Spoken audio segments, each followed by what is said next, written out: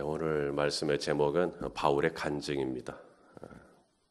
아그리빠 왕 앞에서 이제 바울이 변명할 이제 기회를 얻어서 이제 변명을 하는 건데, 이제 변증을 하는 건데, 이게 가만히 보면 이게 우리가 이제 이 상황을 아니까 이제 변증이고 변명으로 보이지만, 그 상황을 다 빼고 그냥 바울의 내용만 이렇게 가만히 들었다 보면 그냥 간증인 것 같습니다.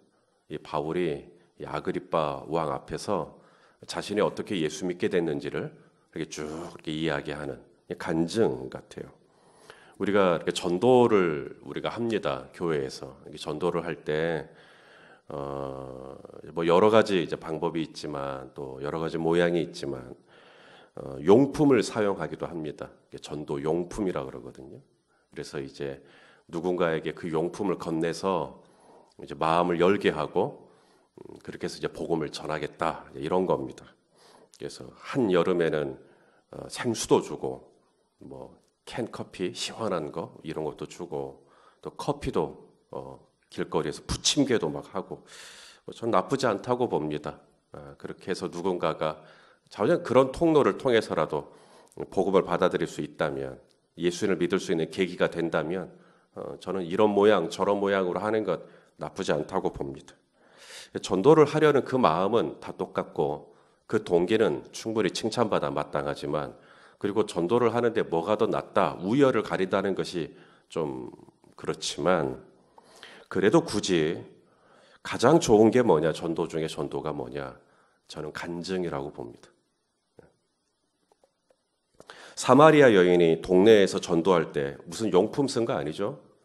사마리아 여인이 동네로 뛰쳐들어가 했던 게 뭐냐면 내가 행한 모든 일을 내게 말한 사람을 와서 보라 이거였거든요. 간증입니다. 간증.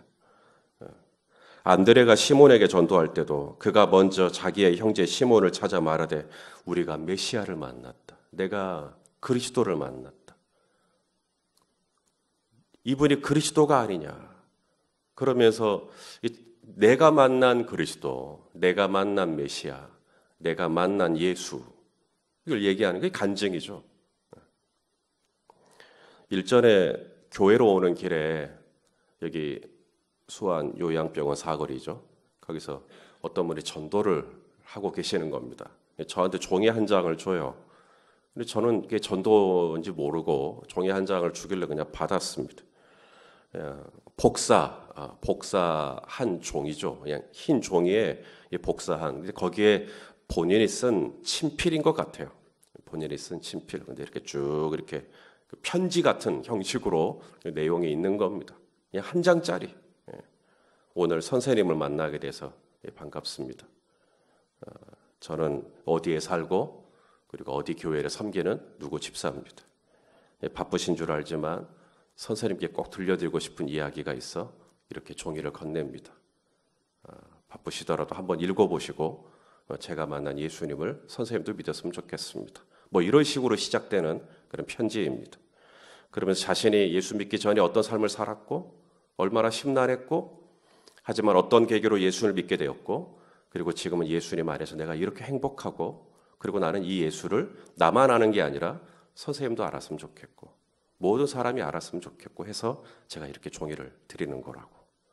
혹시 제 글을 읽으시고 신앙생활을 하기를 원하시는 분은 가까운 교회로 가시라고.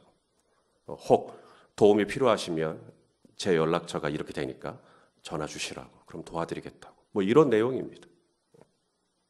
여러분도 혹시 그런 전도지 받아보셨어요?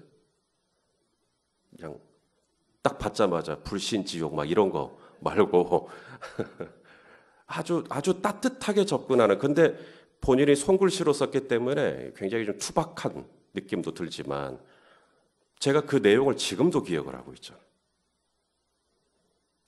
식당에 갈 때 간판이 있습니다. 식당 이름을 걸죠. 그런데 어떤 식당은 본인의 이름을 겁니다. 그렇죠? 어떤 미용실은 그 원장의 이름을 걸고 이 미용실 간판을 겁니다. 그냥 똑같은 간판인데 다 똑같은 간판이고 똑같은 식당이고 똑같은 미용실이고 뭐 똑같은 약국인데 본인의 이름을 딱 걸면 조금 더 사람들이 신뢰감, 왜냐하면 본인의 이름을 걸었으니까 좀 더 낫지 않겠나, 이런 신뢰감이 좀 형성되는 게 없지 않아 있는 것 같습니다. 그런 효과가 있으니까 본인의 이름도 걸겠죠. 그분이 제게 더운 여름날 생수를 준 것도 아니고 제가 잊지 못할 어떤 전도 용품을 준 것도 아니고 그냥 종이 한 장짜리, 그것도 아주 고급스럽게 인쇄된 컬러풀한 그런 팜플렛 같은 그런 게 아니고 그냥 문구점에서 40원인가 주고 복사한 것 같은 그런 종이 한 장을 줬을 뿐인데 저는 그게 너무 저한테 와 닿은 거예요. 아, 이런 전도는 나도 할 수 있겠다. 내 이야기 써서 그냥 누구에게라도 이렇게 나눠드리면 되지 않겠나.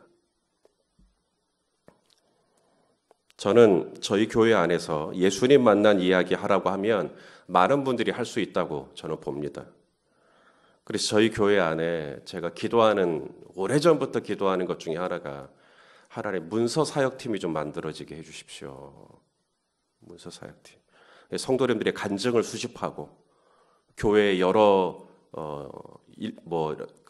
교회 어떤 행사들 이런 것들 그런 거 좀 담아가지고 한 달에 한 번이라도 성도님들이 그 책을 좀 내서 그걸 전도로 사용을 하면 받으시는 분이 예수님 만난 우리 성도님들의 이야기를 듣다가 좀 마음을 좀 열 수 있지 않을까. 저는 혼자 이렇게 기도하고 있는 겁니다. 지금도 수요일이면 저희 전도 사역팀에서 전도를 합니다. 교회 주보를 가지고 가서 인근 아파트에서 열심히 전도를 하십니다. 저는 나쁘지 않다고 봅니다. 우리가 주일날 받는 주보하고 수요일날 전도로 나가는 주보는 좀 다릅니다. 우리가 주일날 받는 주보는 막 악보도 있고 뭐 여러 가지가 있지만 전도하러 나가는 주보 안에는 그냥 심플하게 목회 서신하고 설교 요약밖에 없습니다. 그래서 누군가가 그런 어떤 설교 요약이나 이런 걸 보고 마음을 열고 아, 예수님 믿고 싶다, 이런 마음이 들 수 있도록 그런 기대를 하고 그런 역사를 사모하고 우리가 전도를 하는 것이겠죠.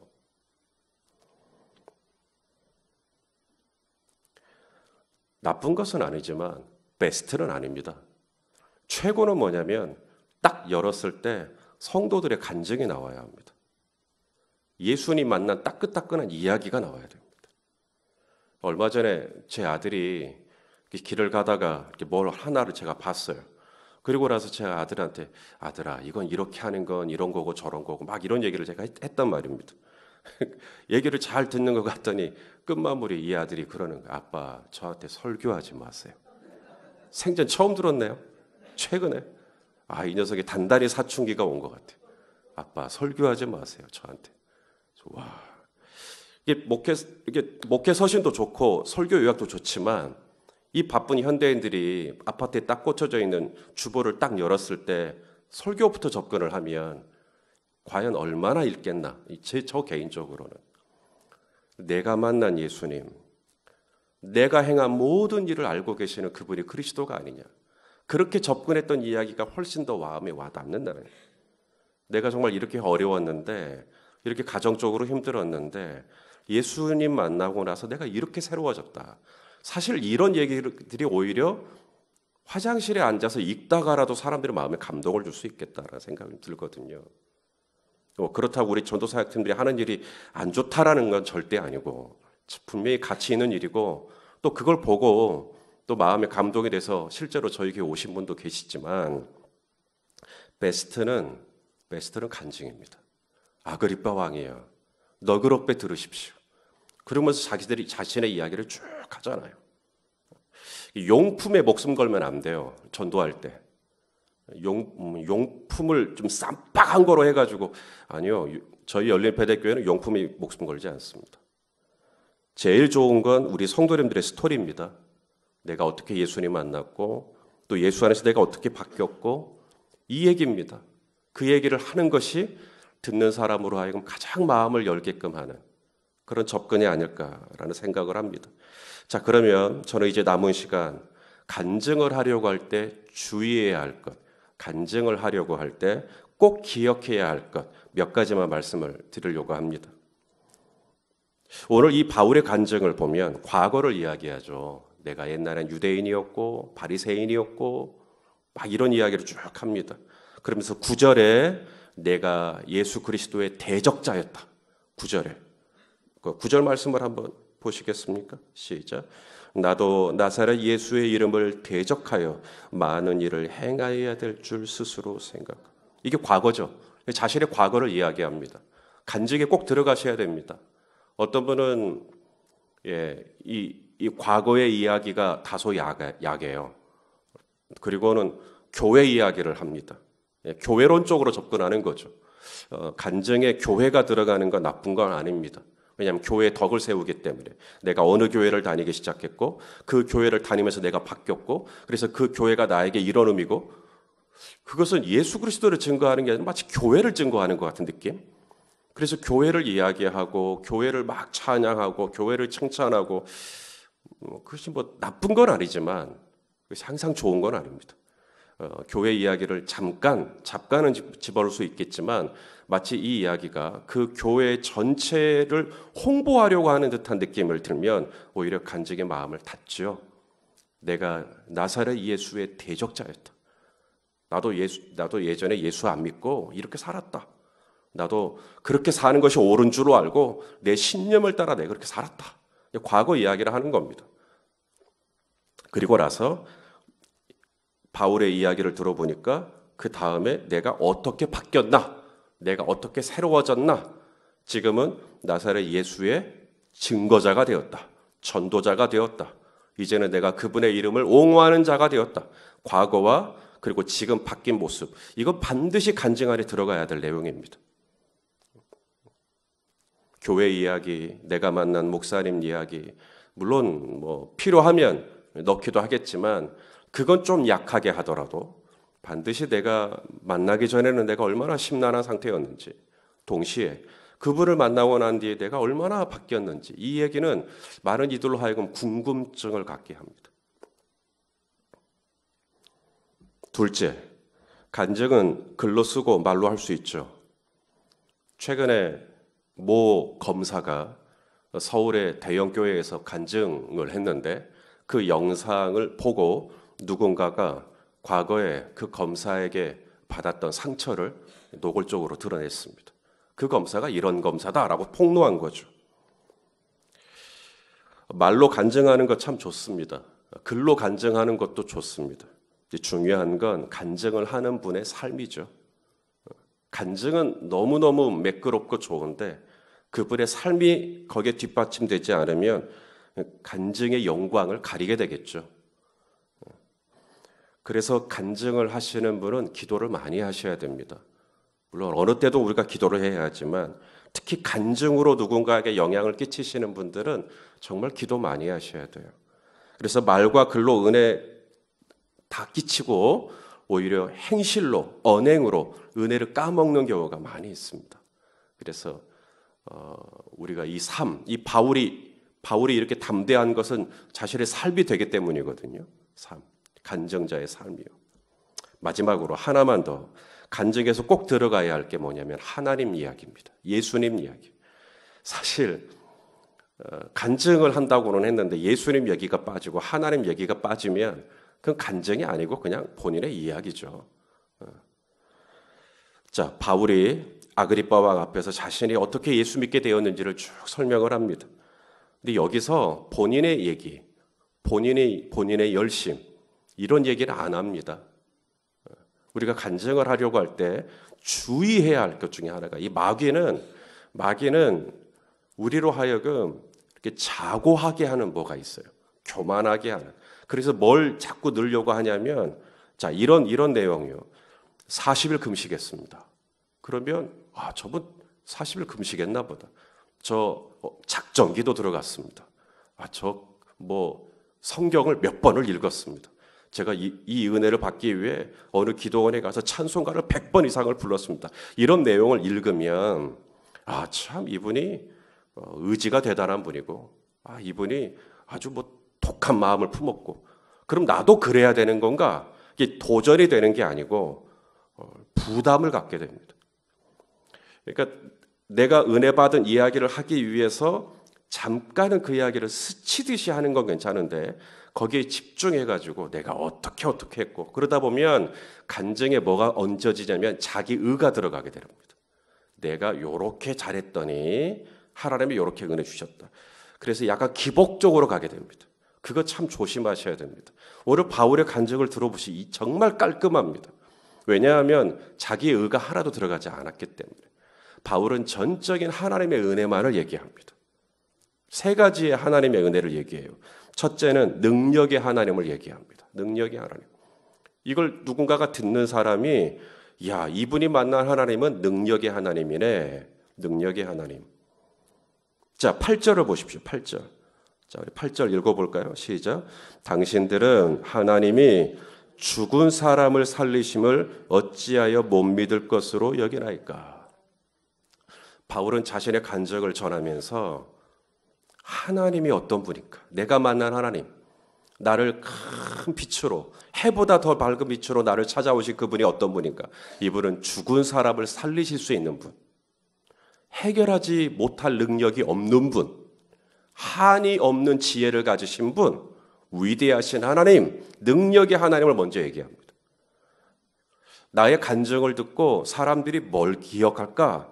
간증자만 기억하는 간증, 제일 안 좋은 간증입니다. 제일 좋은 간증은 간증을 해놓고 간증자는 사라지되 간증했던 하나님의 성품이 드러날 수 있다면 최고죠. 바울이 얘기합니다. 왜 우리 하나님이 죽은 사람도 살리시는 일을 왜 우리가 못 믿나? 믿으라는 얘기죠. 믿으라는 얘기.